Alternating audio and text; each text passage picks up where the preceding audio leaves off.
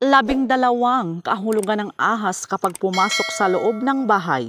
Una, kapag pumasok ang ahas sa loob ng bahay, sinasabing may paparating na bisita o bagong kakilala. Pangalawa, ayon sa matatanda, ang pagpasok ng ahas sa loob ng bahay ay maaaring hudyat na may darating na pagbabago sa buhay ng pamilya.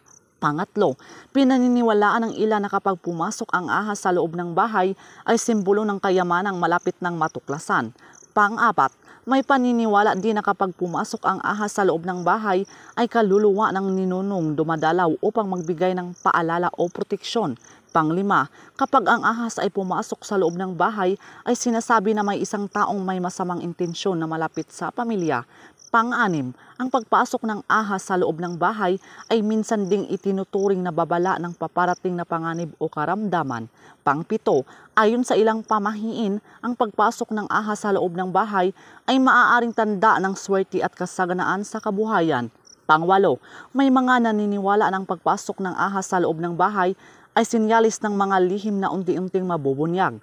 Pang-siyam, kapag pumasok ang ahas sa loob ng bahay at mabilis din itong lumabas, sinasabing may bisitang hindi magtatagal.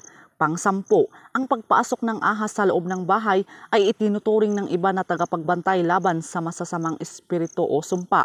Pang-11, may paniniwala na kapag madalas pumasok ang ahas sa loob ng bahay, maaaring may sumpa o kulam na kailangang alisin.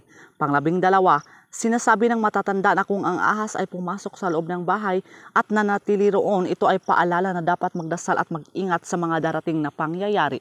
So yun lang po mga kaibigan. So please do subscribe and hit the notification bell para ma-update po kayo sa susunod na mga videos. Maraming salamat.